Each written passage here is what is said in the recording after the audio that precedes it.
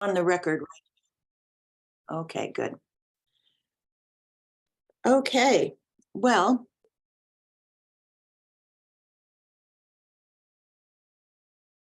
Oh, man, here's the situation. We asked Dr. Peterson to review the numbers that he sent us last month and that we discussed at our meeting last month. We had a number of questions and there were a number of blank spots and ambiguities. And so with additional time, Andrew was able to go over those numbers and refine them very, very well, I thought. And he issued 2 documents, a lengthy Excel spreadsheet that I was able to view but not download or print, but at least I was able to review it. It contained the raw numbers. And then he did a 3-page report discussing the numbers. And I really apologize. I intended to send this report to Jill so that it would be sent to all committee members, but I just forgot to do that. I'm so sorry. Let me summarize briefly. Well, let me ask you, Andrew, to summarize briefly, if you could, that report. The report is basically geared to the 6 questions our group had asked Andrew for responses to. And so we've got a couple different subject areas. Can you, I'm sorry to ask you with no prior notice to summarize this report, Andrew, but would you be able to do that? Sure, I'll do my best. And then if I'm missing anything, please prompt me or fill it for me. So yes, Judge Garrett, I think you summarized it well. So I was asked 6 questions. 1, the failure and success rates for defendants on pretrial services. 2, that same question, but broken down by the length of their case. So the time from case filing to case resolution in 6-month increments. Then the 3rd question, similar to the first 2, failure and success rates for defendants that were released from jail, but not on pretrial services. 4 was failure and success rates for individuals based on the charge in front of them, whether it was a serious violent felony or a non-violent felony. And then that definition based on kind of the discussions that we've had within the group. And then the last question, success and failure rates for individuals based on their PSA score. So the numbers that we saw were for the first 2 questions, for those on pretrial services, we saw failure rates about 60% of the time, failure being either a FDA warrant issued or a new criminal charge. There definitely appeared to be a relationship between the length of the time that the trial took and the failure rate. So just a second, I'll finish this thought and then I'll get to you. So and which makes sense, right? So the longer a person is out, kind of the more opportunities or more chances they have to either, be charged with a new crime or have miss a court hearing that results in a warrant. The kind of the borderline was about 6 months. So you saw the short cases were much more successful, but I think above 50% succeeded, where those that took longer than 60%, it was about like more than the 35 to 40% range. Lisa, sorry, you had a question. I was just wondering if it would help to screen share so we could see the document that you're talking about. That is a very good idea. Thank you. As long as we're commenting, Jill Nixon, I just sent you an email forwarding Andrew's report and spreadsheet and asking you to distribute them to all the work group members. So if you could do that now, that would enable people to have them in front of them. Thank you, Judge Garrett. Yes, our Outlook system is doing a security scan, and as soon as that's done, I can forward it to everyone. Sounds good. Thank you. Okay, back to you, Andrew. Sure. Give me one moment while I open this Excel spreadsheet, and then you can see numbers in front of you, so you can't just visualize them through my words. So Excel takes a moment. Let's see. So in the second analysis, let me talk a little bit about the methodology, I guess, first of all. So one, we did our best to match up both the records from pretrial services and the jail records to the AOC records. There wasn't always a perfect match with the pretrial services. It was much easier because pretrial does a good job of keeping track of the case number, which is, matches up to our system and makes it easy to match records across the systems. The jail records do not do such a good job of that. I found only less than 20% of the records had a case number attached to them. So I had to try and kind of approximate based on a name and date of birth, which is not always a perfect match. And then there's always the issue then with jail records is, a case may not have ultimately been filed on them. They've been released and then nothing happens. The case gets dismissed or nothing gets filed or charged. So the step I took was to say that if we matched it to an individual and we found a case filed within 30 days of their booking release, then I considered that to be the same offense. Now, it's very possible that cases, and Dave Graham can speak to this better than I, but cases, may be charged much later than 30 days. And it could still be the same case, but I just didn't feel necessarily comfortable enough to do that. So that's kind of the approach we took. Let me see if I can share my screen now that this file is up. Okay. So if you can all see this, this is the information I was talking about just a minute ago. So this is for questions 1 and 2, looking at those on pretrial services. So you saw, like I said, about 40% had success rates if there are pretrial services in total. And that you can see that distinction again at the 6 months. So those that were less than 6 months, above 50%, those that were below, more in the 35 to 40%. With this little anomaly here, but that's based on a relatively small number. You only have 20 cases. So if one of those cases had been different, that would have been 5% movement there. So, if one more person had failed, that would have been a 37%. And then part of the questions that were asked of me too was to look at differences by race and ethnicity. And, in a lot of instances, especially if we're looking at the length of the cases as well, you have very small groups. So for example, the Black African-American defendants, a lot of times you had less than 10 in each group. And so I didn't feel comfortable drawing, any kind of definite conclusion of groups that small. So I focused on the overall numbers for this. And in that instance, they're relatively similar. Here with Asian defendants, they're much smaller, but again, that's only 6 defendants in total. Otherwise, they're all pretty similar, which is a generally positive finding. When you look at types of failures, you can see it's pretty evenly distributed. So out of the 200 total,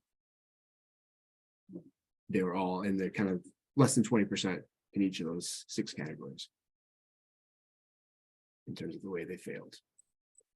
When I looked at the jail data, so I also took the extra step of if the jail data does not include anybody that was also on pretrial services, right? So these are just folks that were either released on their own recognizance or bail bonded out. And we're not on pretrial services during the time that they're on release. Stephen, you have a question? Yeah, thank you, Andrew. Remind me what the time frame is for these cases. Right, sorry. So this was back to the beginning of pretrial services, I think August or September of 2019 through around the end of last year, around the end of 2022. And so here you saw kind of the opposite, where before it was like a 40-60 success to failure. Here it's roughly 60-40. And you do see the same kind of higher success rates for the shorter cases, and then very similar after that. Now, the other thing that we've kind of picked up anecdotally is that these are generally different populations. Those on pretrial services are generally higher risk, and so it's normal, and we'd expect that failure rates would be higher.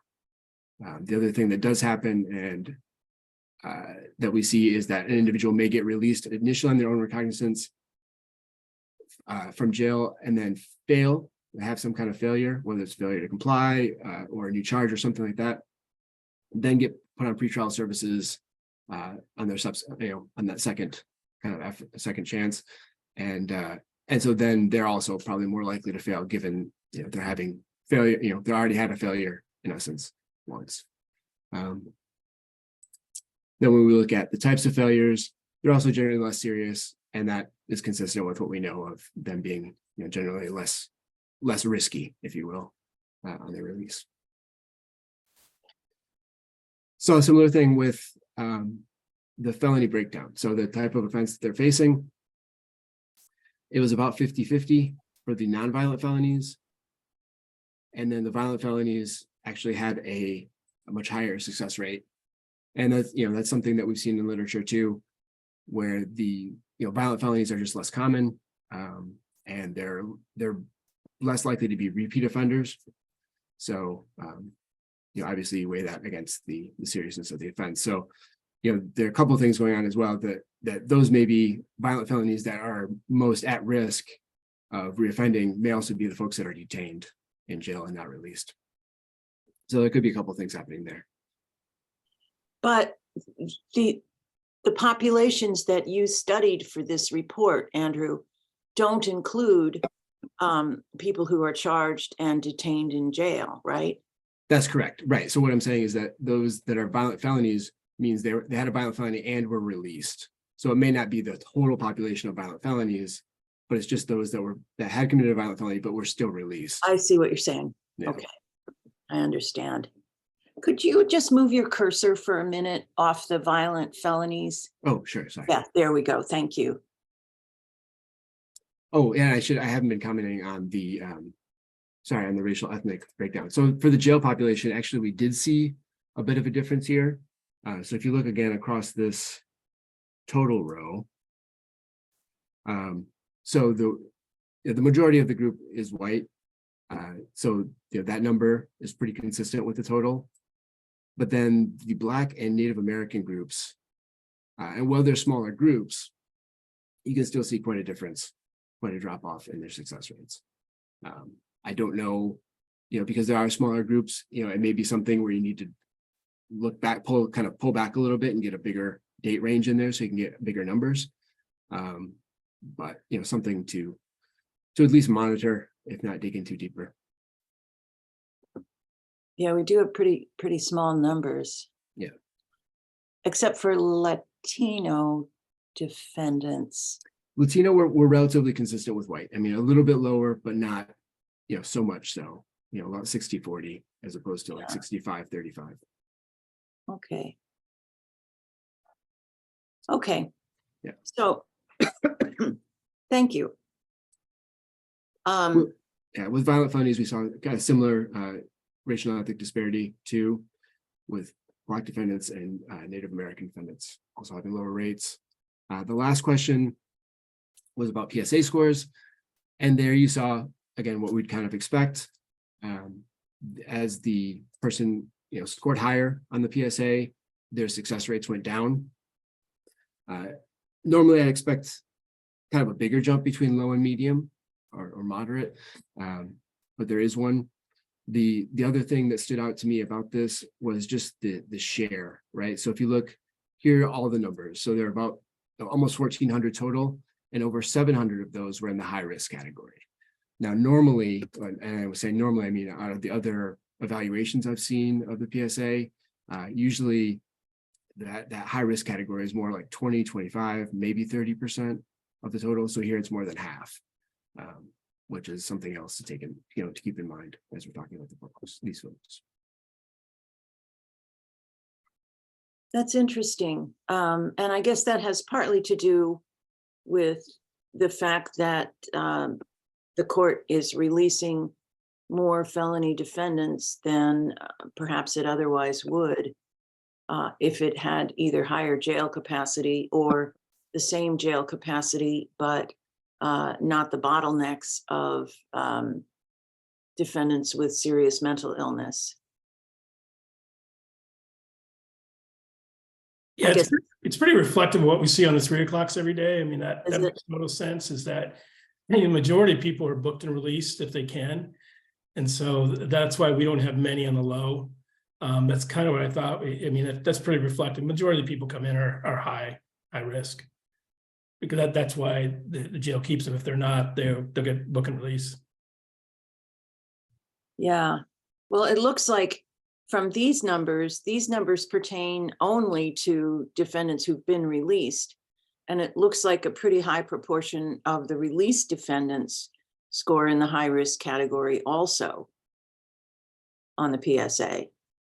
And is that consistent with what you're seeing, Dave? Well, yeah, because the PSA is only given to people who are held for the 3 o'clock hearings. So they're not the people who are just booked and released. No, if you're booked and released, you don't get a PSA. It's only for the 3 o'clock hearing. So all of those that had a 3 o'clock hearing were held at least for a moment in custody. And then whatever happened at 3 o'clock, whether it was a PR, whether it was bail, whether it was held, is then done. Okay. Okay. And Right. the people who are held at least until a 3 o'clock hearing, those would be higher category because those are the ones where jail personnel and the prosecutor are looking for a judicial decision as opposed to simply releasing them on their own discretion. Is that right? Yeah, it's law enforcement in the jail. Fortunately, Yeah. they don't consult us. Okay. Okay.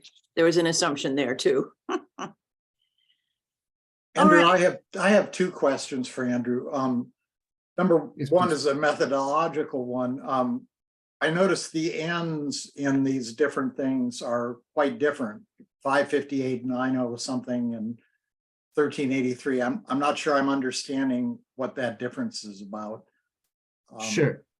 So in the 908, you're referring to the felony, the nonviolent felony and the felony group. That's actually just the pretrial group, 350, plus the jail release group, 558. So 350, Okay. 558 makes that 908. The question for the last group was this is separate. This is everyone that received a PSA. And so that's what came from Alan in pretrial. So those are all the folks that he had completed a PSA with him, or he completed a PSA for. Okay. And my second question is back in one of the earlier sheets, you noticed the differential for Black defendants and Latinx defendants, and you said that warrants some further digging. What does that digging look like? How would we go about understanding that better? Sure. So that was for the Black and Native American, Okay. and it's for those that were released with from jail with no pretrial supervision. So the first thing I would do probably is expand the timeline, just to try and get more individuals in there. So you're looking at a bigger number of individuals, and you'll increase that end, right? You'll increase that size, and so any conclusions you try and draw, you'll have a firmer base, right, with more numbers there. Beyond that, you can look at the types of offense they're being picked up for, and see if there are some differences there.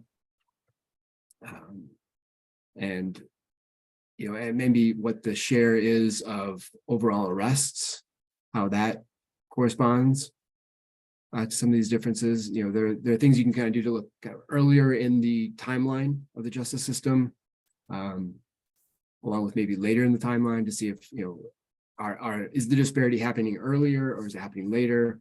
Things like that can be helpful to understanding it a little bit better.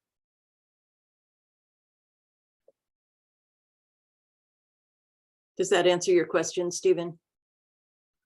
Yeah, it begs the question of whether we want to try to take any of those steps to understand that, but yes, it does. Okay, yeah. Let's put that question aside for the moment. I have some concerns there too, and I wonder if that feeds directly into the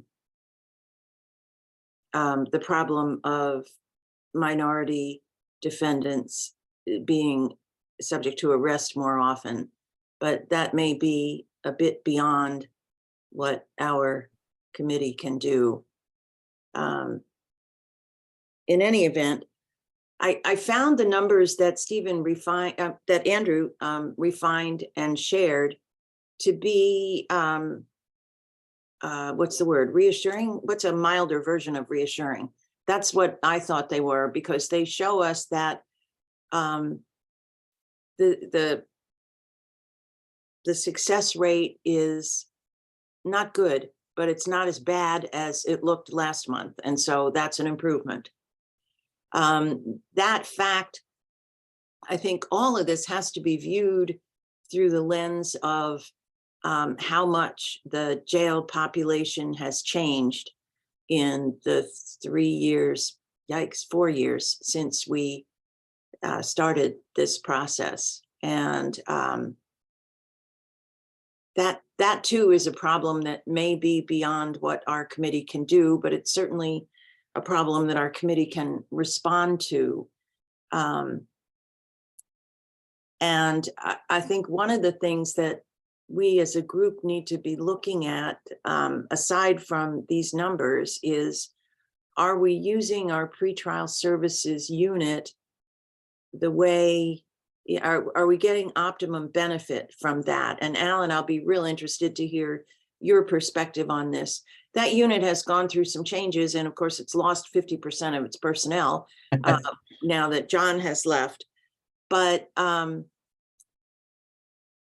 one of the things that we've talked about very briefly, but that bears, I think, more discussion, is whether the focus of the pretrial services unit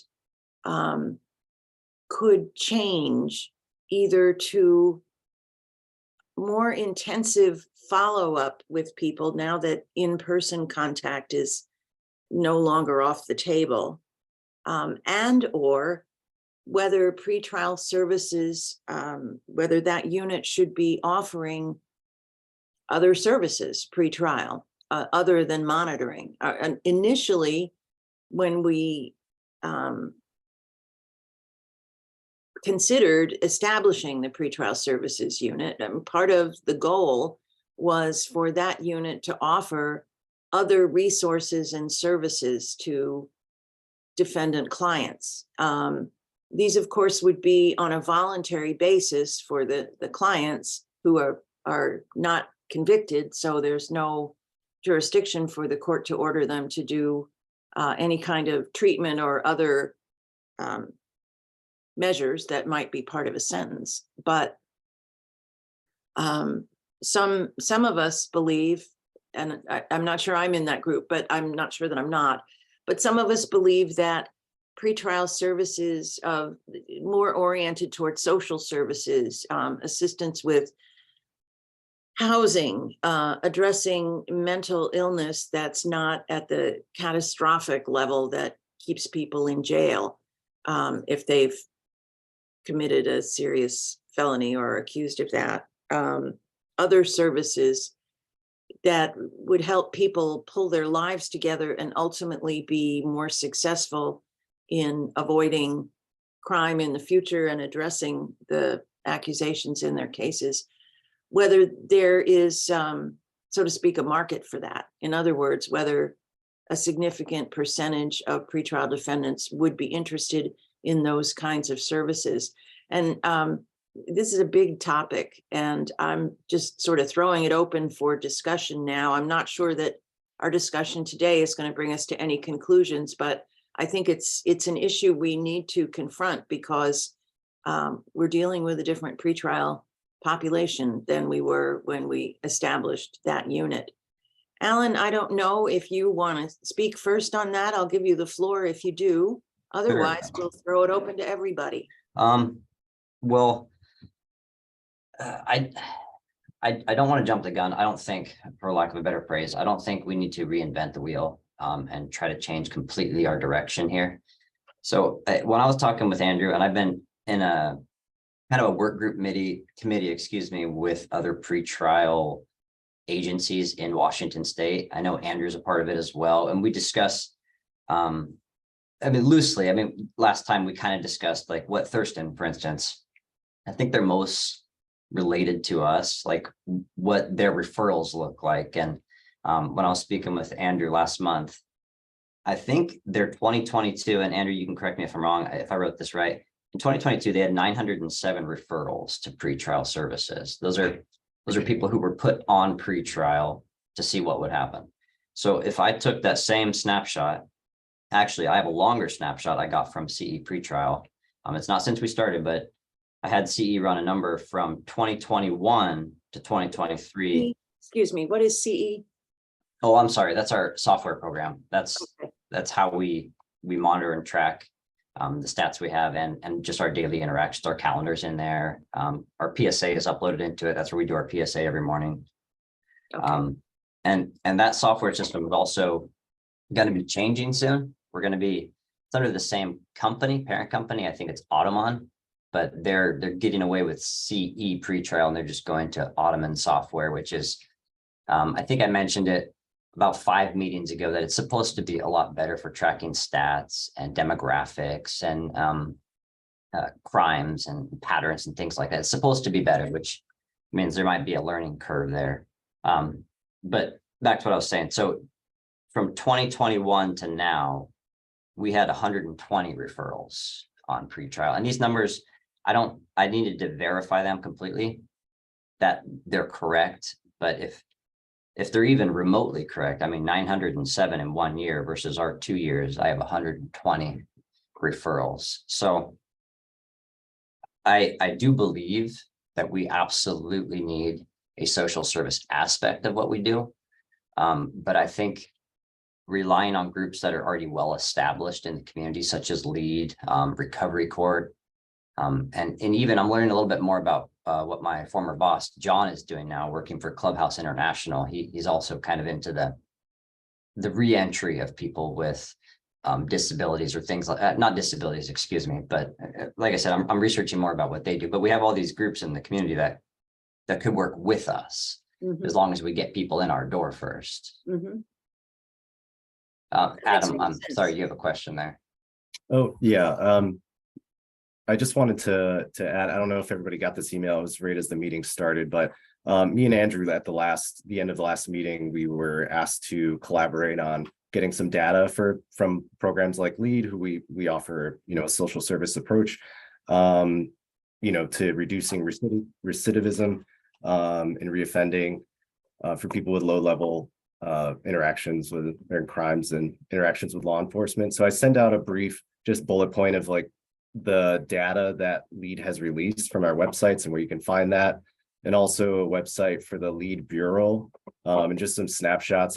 For us, a program started in 2019, and we see a jail bookings dropped 70 or 97%, and then coming from the website that was talking about all the programs across the nation, they say that LEAD members are 58% less likely to be arrested after joining the program. So, the approach has a very high success rate, I think, when we start talking about that stuff. And the way we approach it, I do agree, collaborating with what is already there, what would work best for Whatcom County. But unfortunately, me and Andrew weren't able to get more data, specific data on like the clients who have been in LEAD and currently in LEAD based because of confidentiality issues. So moving forward, I was going to work with Tommy, my supervisor, and other higher ups just to see what data we can pull, if it could be redacted, so you can have a better look at how this social service approach would benefit people, and maybe shifting gears within the pretrial services if they feel like that would be a good investment. But yeah, I do have to run. I just wanted to add all that and let you know that I sent that email But I'll stay on for a couple more minutes, but I do have to leave for another appointment, but yeah. Let me ask a question if I could. Your numbers put our numbers to shame, obviously. And what I'd like to know is, I just don't remember the referral sources that bring people into the LEAD program. Yeah, so the referral sources can come from anyone. The majority, from my perspective, I'd have to look at the specifics, but it seems to come majority from law enforcement. So they identify that somebody has, they have frequent interactions with them, and then they'll send us a referral, and they're involved in a referral review meeting on a biweekly basis. There also are referrals. Yeah, it'd be hard to say at this point after a few years. It's open to anybody in the community to send us a referral. So any community partners, any business, an individual family member. We have people who self-refer. They hear about the LEAD program and they try to contact us, and we review that. The eligibility criteria is just there's a lot of nuance to that, but it's low-level crimes, essentially, no serious offenders, and then they have to have some level of interaction with law enforcement or the criminal justice system within the last 2 years, generally. And every referral is reviewed on a case-by-case basis. So we do have an eligibility criteria that gets really in-depth on, like, specific charges and, if we're going to accept this and not this. But ultimately, we'll review each case, and if it's a difficult one, the management team will come together and decide on that case. Do all the people that you're serving have criminal charges of some kind pending? Nope, not necessarily. They can just have interactions with law enforcement. Somebody who's constantly sleeping in front of a business, that just is homeless. Majority, I would say, do have some charges or have had charges in the past, or warrants out, and we help them quash those and get to their court dates. But yeah, I would have to check and see if we're tracking that data and just to be sure. But it seems like, yeah, they don't have to have a criminal charge to be a part of LEAD, just interactions with law enforcement. So Okay. One of the things we've talked about in this group is the fact that because the courts are being forced really to release so many defendants, including many who would otherwise be either incarcerated or subject to more stringent conditions, that eliminates an incentive for people to comply with their pretrial release conditions, because they know that if they don't comply, the penalty is not likely to include incarceration, because that just can't happen. It sounds like most, but not all, of the LEAD people have some kind of similar incentive, either a criminal case pending or, a frequent interaction with police. So I'm just trying to get a sense of whether our population of pretrial defendants would overlap with the LEAD population or not. And that's probably a much bigger question than you can answer off the cuff. It's one that's easy to ask and not so easy to answer, but I'm just wondering.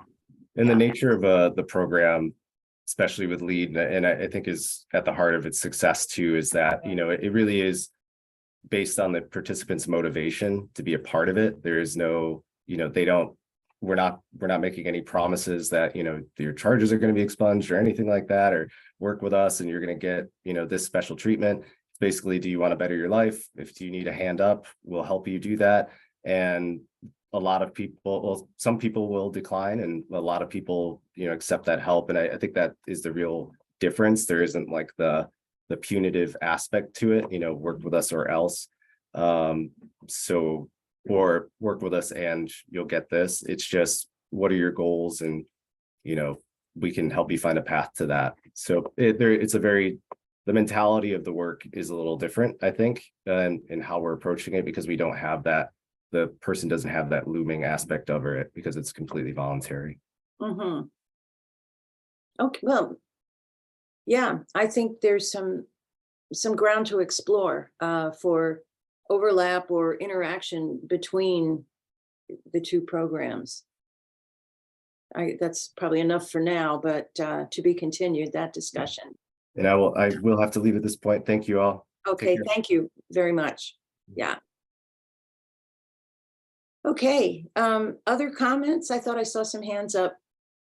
Hi, well, I know Adam's no longer here, and I want to say initially that I really value LEAD. I disagree with how he thinks referrals are coming. I don't think the majority are coming from law enforcement. They come from the jail, they come from the prosecutor's office, they come from the public defender, they come from base camp, they come from treatment agencies. It's a really varied group of referrals, and some are from law enforcement, but I would by no means say the majority. The stats that Adam shared are, I don't know how useful they are because of booking restrictions. You know, the stats here are LEAD members' jail bookings dropped by 97%, but I don't know how much of that is attributable to LEAD or that's attributable to booking restrictions, honestly. Not to say that my clients who are participating in LEAD aren't getting tremendous assistance. They are, and we love it. I wish it was a diversion program. I wish there was some benefit in the criminal justice system for those who participate in LEAD, but that really isn't the case. They don't. I would really like to see more of that from the prosecutor's office, where there truly are diversions, where people are avoiding convictions. Another thing just to keep in mind is the capacity. They are nearing capacity at LEAD, so while it's a wonderful program, I don't know that it can fill gaps, just given how it's being used and the need for more. Thanks. Thanks, Maya. Other comments? Yeah, I have my hand up, Judge Garrett. Go for it, Stephen. Just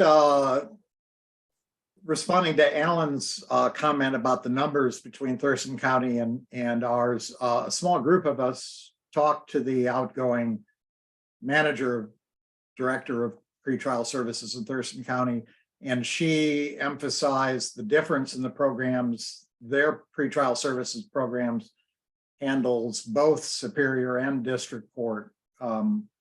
So that would be a factor in the numbers difference. I was going to make the same point Maya made about the capacity that we're facing with LEAD. But I don't think it's beyond the scope of this group to emphasize the value that LEAD might have if we determine, given Maya's cautions there, if we determine that value was high, to recommend that there be more staff in LEAD and therefore more capacity to serve population. I also noticed Adam's summary of the criteria, including low-level offenses, and I noticed the surprising proportion that Andrew reported of high-risk scores on people being released. So at some point, there's a discrepancy between the program criteria and the prosecutor's willingness to put higher risk people into LEAD and the ability to utilize that. And lastly, I'll just say John and Alan told us several months ago that they were starting to refer people directly to LEAD also. So in a sense, they're a step ahead of this question because they're already making social referrals, so to speak, for a lot of the pretrial services clients. So I don't know where all that leaves us, but those were thoughts that went through my mind as we were listening to some of these comments. Thank you. Thank you, Stephen, for correcting me on the referring both felony and misdemeanor. I do remember, I think it's Nicole now who's kind of in charge-ish. I do remember speaking to her and she did mention that, and I failed to say that. So thank you for correcting me on that. That aside, also thank you for recognizing we have been making referrals to LEAD recovery court since we started. You know, it's always been an emphasis for us that if we can get them in the door, we just look at them and we just ask, hey, what do you need help with, or what can I help you with? A lot of the things we get are very, very simple things like, I would like reminders for my court dates, or I would really like it if I could call you and you could tell me if I have court dates in other jurisdictions. And as long as we have jabs, and even to an extent, Odyssey can do it. I can look up other court dates in other jurisdictions. There's people who aren't even on pretrial services who call in and say, hey, I got a text reminder I got something that says I have court, or somebody with a similar name as mine has court, and they're absolutely grateful of that simple thing that we do. But it is keeping them from getting FTAs. It is improving their appearance rate just with that little thing. But if we keep getting more referrals to us, then we can also affect other groups of social work, or, referral systems, help improve their numbers as well. Well, Alan, let me ask you this. If you were king of the world and you got to make, or just say king of pretrial services, which you sort of are at the moment, if you could make some changes to the kinds of help that you offer pretrial services unit clients, what would they be? How would you improve things? Ooh, kind of put me on the spot, didn't you? So, Well, you could maybe answer that, give us your off the top of the head answer now, and we'll ask you again next month when you've had Okay. some time to think about it.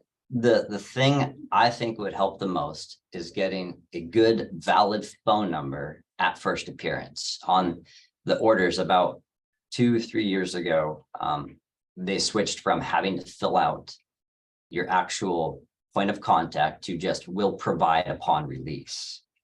And sometimes Odyssey hasn't updated for years. They have old numbers. Mind you, I'm not ignorant to the fact that numbers change a lot. They don't keep same phone numbers. A lot of people don't keep same phone numbers for a very long period of time. But being able to contact these individuals is key to their success, knowing that we're not here to come down on them, like law enforcement might be, but we're here to just help them get through this process. So the two things I would change is letting them know that we're not a service that's here to get you in trouble. We're a service that wants to get you through this and get on to the next chapter of your life. Maya and Dave, what do you think about that? You're the ones doing these orders. Is this a easy fix? Well, I know we don't ask for a phone number on a pretrial order. I mean, it's just the address. I guess they are directed to pretrial services. When we do it, there's like a sheet they turn around and get. So yeah, I'm wondering if there's a mechanism where they can fill their phone number out and they can get to pretrial service. I'm just thinking logistically, because they're over in the jail, how that would get over to pretrial services. Maya might have more help with that. What do you think, Maya? I mean, we struggle staying in contact with our clients the same. I mean, and then we're reaching out on social, we look on social media. We sometimes send investigators out to try to find them. If they're with lead, we reach out to any service providers that we have releases for. I don't have an answer to that. That's a big problem for our people. Would providing a reliable current phone number, a current phone number anyway, at the time of the first pretrial order, would that help? Well, we get that. We collect that information from our clients As you're starting out? immediately. Sure. Like we have every morning someone goes over and fills out an intake sheet before the file even gets to the attorney to prepare for first appearances. And we ask for every contact. Like we've got a whole list of things we ask for so that we can try every avenue of contact in the future, because we know it'll be a problem. So, I mean, we collect that from our clients, but we still Yeah. hard time. I don't think it's the situation, it's like they're houseless and unstable income and lose phones, and I understand. yeah. I'm just wondering how much of a problem, how much of the problem that Alan relates has to do with Well, I old think, phone Alan, if numbers you as can't, opposed to new phone numbers that, that are Alan- valid as of the time case starts anyway. If you can't reach someone, Alan, do you ever reach out to the attorney who represents them to say, hey, they've fallen off my radar? Can you get? I back in used touch to, with but me?" then I wouldn't get hardly any returns, so I kind of just stopped doing that. I think the reason someone wouldn't call you back is because we aren't able to reach them, and that's not information that we are permitted to share with you because that would violate attorney-client privilege. So like, we wouldn't ethically be able to tell you we're out of contact with our client, but I would expect that if you called and someone could reach their client and avoid them from getting a pretrial violation, the attorney would connect you with them. So I would encourage you to continue those calls or emails, even if you're not getting responses, because if there is an instance where we can reach the person, we would want to help them avoid a pretrial violation. So. And you and I can talk about that, and maybe you can, maybe we can come up with a way where you send an email and I share with our staff that, you're going to hear from Alan if there's a pretrial violation, and, just as a courtesy, respond to him that you received it, because we can't even, we may pass it on to our client and they might be like, I don't want to talk to Alan. We can't tell you that. So, it sort of is a one-way street of you giving us, we can try to pass it along, but we can't often give you information. So back. if I send like an order, for instance, if I have to send a violation, I had to send a violation for somebody the other day for failing to contact us, and it was asked for a hearing. And I send those hearing notices to the prosecutor's office and to the public defender's office. And if they have private attorney, I'll email or send it to them. The hearing itself is kind of the notice that I'm not able to get a hold of this person. So if they're able to contact their client, I understand and appreciate attorney privileges, but if they're able to get a hold of their individual, then they can just say, hey, call Alan otherwise. And then I have the ability to strike that hearing. And when they ask why I'm striking, I say, I've been in contact with the person. Yeah. Well, maybe you and I can talk afterwards, and you can put that policy in an email, and I could share it just to reiterate that to our staff, that that's a way if we can get our clients to you. I'm happy to do that. I think everyone wants to avoid pretrial violations over here, and if For sure. I do too. Yeah. And so, but we can keep that communication as open. Excellent. Yeah. Thank you. Do we have any idea what percentage of people who have not succeeded pretrial actually never connected with pretrial services? That's a good question. I can try to find that number, and no, I don't know that number offhand. And that would be, I'd have to do some digging and actually compare, because it wasn't until just recently I started using, or there was, I discovered a tab inside of CE, our software, for violations. But the way our policy is written, for instance, a technical violation for high level of pretrial services if they never make contact with us. That is a violation that can go in front of the court as this person has not made contact with us. What do you want to do? And they have the three choices. They can check for a hearing, check for no further action, or check for a warrant. The other levels, medium and low, even though they may not contact us, because of kind of how it's worded and how it was interpreted by me and instructed by John at the time, is that if the mediums and lows don't contact us, we can send a report to the court, a notice of alleged, not a notice of alleged violation, a notice of fail to contact, which is not, it's not an actual technical violation. So it's kind of for our records that we have to keep trying to reach out to that person, but it doesn't prompt anything that the court would have to call him into court for. And we did that at first. I know, because we were worried that with 300, 400, 500 people on the caseload, that if we were doing technical violations, the calendars would get very messy. They would be, if we had to do 10 technical violations in a week, other people would start raising their eyebrows that they're coming into court too much, or there's too many people being violated for those technical violations. So that's why we only track the high levels. So I might be able to get that stat for you. And I'm just curious, so those numbers wouldn't even show up on Andrew's reports. So we may have people who haven't reported to you. They're on pretrial, but haven't reported to you at all, haven't done anything on pretrial. But as long as they've made there hasn't been a warrant out, or they haven't a new offense, they would be classified as a success, right? Correct. Not a fair because there's been no violations. Okay. Yeah, and diving further into that, if they have made contact with us, or excuse me, even if I had to send a notice of alleged violation for that high level of pretrial services that got that technical violation, and the box no further action was checked, there's no violation there. So that person could go weeks, months, a year, and then get an FTA, but it wouldn't come up as an unsuccessful. It would, do you get what I'm saying? No, yeah, no, totally. Because I've been seeing that box a lot where they haven't made contact with you, but the commissioners have just been checking nothing further on there. Yeah. So none of those would be violations. So that would also be They would not.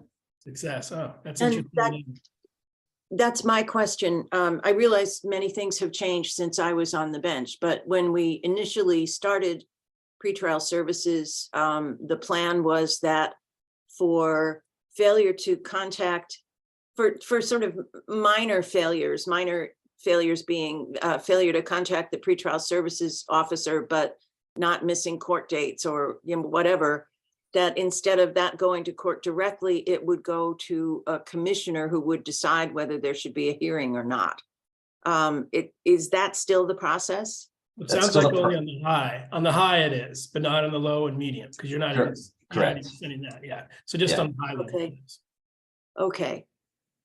All right. Well, I'm less concerned about that, I guess, because there is involvement from a judicial officer, albeit informal involvement. But Dave, you're right. That doesn't speak well to our numbers, does it? No. I mean, they're already bad. Maybe they're going to go back down to really bad. They're not going to go down to as terrible as they were a month ago, though, when we looked at the initial reports. So I don't know if it would affect it that drastically. What I would say is we don't get a lot of referrals. I love the judges are actually referring the judges for bail review hearings and for notes for whatever reason to the court on Wednesday and Thursday calendars. They're referring more people to pretrial service right now than I think our commissioners at first appearance. And those people in their defense, they usually are instructed to come right up from court to our office. And in most cases, I get the email in my inbox and then I'll have a knock on the door. And it'll be that person that was in court 20 minutes ago. So Okay, good. those ones are there very often. Yeah.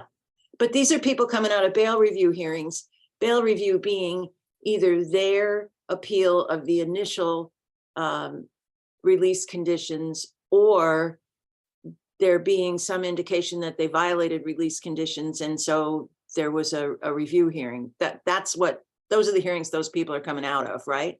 Not all. No, I don't want to characterize them as just bail review hearings. We'll just call them a review hearing. Okay, Because they could be reviewed for any reason. okay, I disagree kind of because you'd have to be reviewing pretrial release conditions. And thus it would be a bail review for them to modify the release conditions to add a sanction of pretrial conditions. So I can't think of any other kind of court hearing where that would change. Quash warrants. Quash warrants is probably where you're seeing that, especially if they're coming. Yeah, Yes. quash and bail review. Yeah, Those yeah, are yeah. really- If they're Okay. coming right upstairs, it means they had a quash warrant because they're out of custody. Correct. If it's a bail review, they're usually in custody and they have to post bail. They're not going to come up within 20 minutes. It's going to take a few hours. So it's probably when they're coming in to quash a warrant, the judge is saying, okay, I'll quash this warrant, but you got to go upstairs immediately and do it. And that's good. That's a good. I'd say that's pretty accurate, Dave. Thank you. Yeah, in my experience, that's when I've been doing it the most is quash hearings. okay. Is that calendar also a calendar where something might come in on the defendant's motion to review the initially set pretrial release conditions? Only no contact order, which really wouldn't be on most of the time a defense motion. It'll usually be on an alleged victim's motion. Okay, It's the only condition that really gets heard regularly at that out of custody motion, got it. I think. Okay. Now you might see, like Maya said, you might see on like the in custody Thursday calendar, a bail review where there's a bail reduction, and if they are PR'd, then a judge may send them over to pretrial services. I have done that on occasion as well, but I would say more likely than not, it's at a quash. Okay, it does make sense to send them to pretrial services right away and order them to do that. Yeah, once they're out of the courthouse, the chances they're going to come back go down quite a bit, I would think. Yeah, okay. Well, where do we go from here is really the next question. And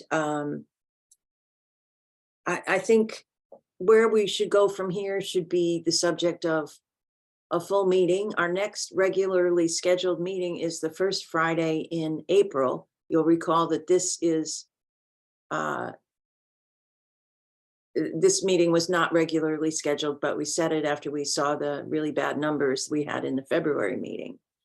And I'd like to devote the full discussion at our next meeting to where do we go from here? What do we see for pretrial services, both as a monitoring unit and as a service referral source, and how do we see it working with other social services providers, not in an overlapping way, but in a, teaming up way.